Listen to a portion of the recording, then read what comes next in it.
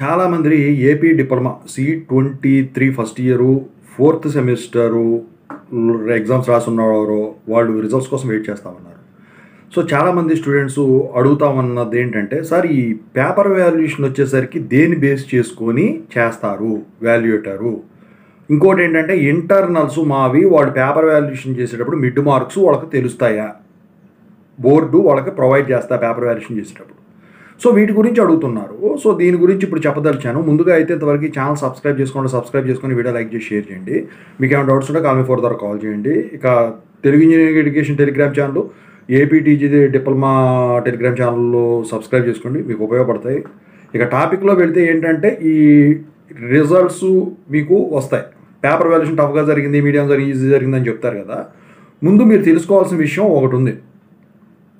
Mid marks గురించి మాట్లాడుకుందాం. Mid marks మీరు మిడ్స్ రాయడం వల్ల ఆ మార్కులు అనేవి బోర్డుకు పంపిస్తారు మీ కాలేజీల వాళ్ళు. పంపించిన తర్వాత అవి సర్వర్లో అప్డేట్ చేసుకుంటారు. మరి రిజల్ట్స్ వచ్చేటప్పుడు రిజల్ట్స్ వచ్చిన తర్వాత మీకు ఈ ఎక్స్టర్నల్ మార్క్స్తో పాటు పక్కన మిడ్ మార్క్స్ ఉంటాయి. ల్యాబ్లు అయినా కానివ్వండి, ఎండ్ ఎగ్జామ్స్ అయినా కానివ్వండి. అయితే ఇక్కడ మీరు గమనించాల్సింది ఏంటంటే పేపర్ వాల్యుయేషన్ చేసేటప్పుడు పేపర్ వాల్యుయేటర్కి మిడ్ మార్క్స్ అనేవి వీళ్ళు ప్రొవైడ్ చేయరు ఎట్టి పరిస్థితుల్లో.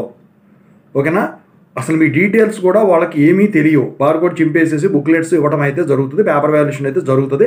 ఇంకోటి ఏంటంటే చాలామంది అడిగేది పేపర్ వాల్యుయేషన్ చేసేటప్పుడు లోపల కరెక్షన్ చేస్తారు కదా, రీవాల్యుయేషన్ చేసినప్పుడు మళ్ళీ దాని మీద చేస్తే గబ్బు ఇదిగా మాకు కన్ఫ్యూజ్ అయిపోతుంది. దానికి వేరే మార్గం ఉందండి వాడు చేసేది, అది తర్వాత వీడియోలో చేస్తాను. అయితే ఇక ఇందులో మిడ్ మార్క్స్ గురించి తెలిసిపోయింది కదా. ఇక తర్వాత వచ్చేసరికి పేపర్ వాల్యుయేషన్ చేసేవాడు దేని బేస్ చేసుకుని చేస్తాడు.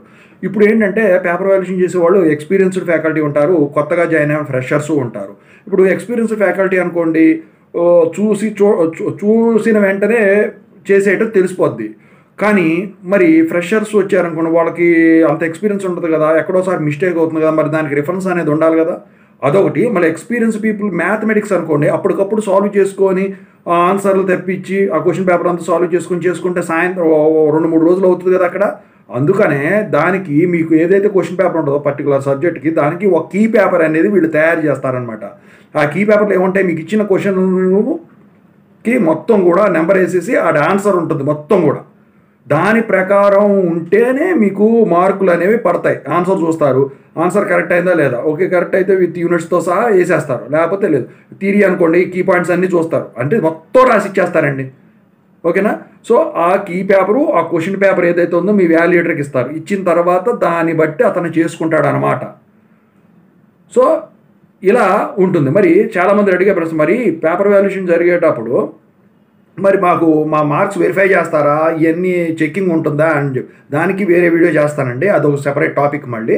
సో ప్రస్తుతానికైతే మీకు తెలియాల్సింది ఈ రెండే. ఒకటి మిడ్ మార్క్స్ పక్కన పెట్టుకుంటారా, మీరు పేపర్ వాల్యుయేషన్ చేసేవాళ్ళు దేని బేస్ చేసుకొని పేపర్ వాల్యుయేషన్ అనేది చేయడం జరుగుతుంది. ఈ పేపర్ అనేది ఎవరు చేస్తారు, బోర్డు వాళ్ళే తయారు చేస్తారు, సీనియర్ ఫ్యాకల్టీతో చేపిస్తారనమాట. మీరు తెలుసుకోవాల్సిన విషయం ఏంటి, ఇందాక చెప్పాను కదా, ఆ 2 తెలుసుకోవాల్సిన విషయాలు అనమాట. సో దాని గురించి సెపరేట్గా నేను వీడియో చేస్తాను. Thank you so much.